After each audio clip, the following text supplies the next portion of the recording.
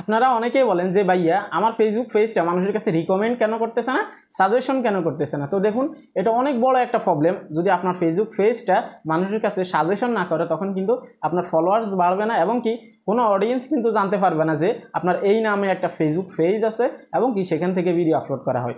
তো আপনার পেজটাকে সাজেশনে পাঠানোটা অনেকটা জরুরি।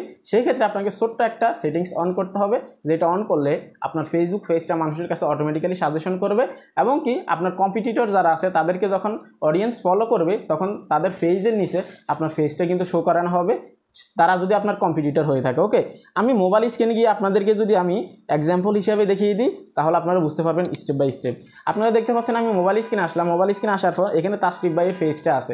এখন আমি যদি ওনাকে ফলো বাটনে ক্লিক করে দিই, আমি এখানে যে ফলো বাটনে ক্লিক করলাম, ফলোতে ক্লিক করার পর নিচে কিন্তু অটোমেটিক্যালি কয়েকটা পেজ কিন্তু এখানে সাজেস্ট করছে আমাকে, তারা কিন্তু রিকমেন্ড করতেছে যে ওনার কম্পিটিটর যারা আছে এবং কি ওনার পাশাপাশি যে সিমিলার পেজগুলো আছে সেগুলোকে আপনি চাইলে এখান থেকে ফলো করতে পারেন। এখন আপনার পেজটাকে যদি আপনি এখানে নিচে ফাটাতে চান, এখানে যদি আপনি এখানে ফাটাতে চান তাহলে আপনাকে কি করতে হবে, আপনাকে জাস্ট একটা সেটিংস অন করতে হবে।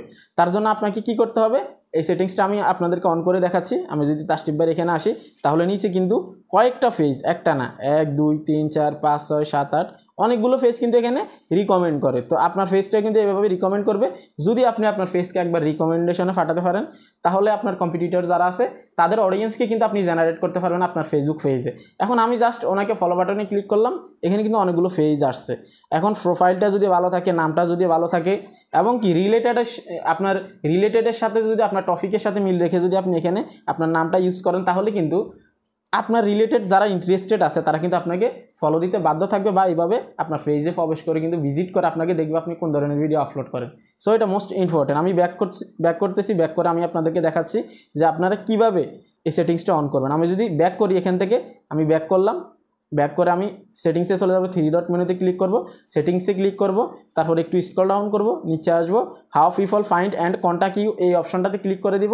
এখানে একটা অপশন পেয়ে যাবেন অ্যালাউ, এই যে এই অপশনটা allow your page to be recommended to people looking at similar pages, অর্থাৎ আপনার পাশাপাশি যে কম্পিটিটররা বা আপনার সাথে যে সিমিলার পেজগুলো আছে সেগুলোর নিচে সেগুলোর যে ফলো বাটন আছে, ফলো বাটনে ক্লিক করার পর আপনার পেজটা সেখানে কিন্তু শো করানো হবে। সেক্ষেত্রে আপনাকে কি করতে হবে, আপনাকে অবশ্যই এটাকে এখান থেকে অন করে দিতে হবে। এই যে এখান থেকে এটাকে জাস্ট অন করে দিবেন, এখান থেকে এটাকে অন করে দিলে আপনার পেজটা রেকমেন্ডেশনে চলে যাবে, মানুষের কাছে কিন্তু সাজেশন করবে। অবশ্যই বুঝতে পারতেছেন, ছোট্ট একটা সেটিংস। ভিডিও ভালো লাগলে অবশ্যই লাইক কমেন্ট শেয়ার করে দিবেন, চ্যানেলটা সাবস্ক্রাইব করে দিবেন।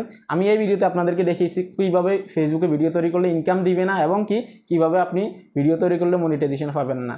এই বিষয়টা জানতে এখনই এই ভিডিওতে ক্লিক করুন।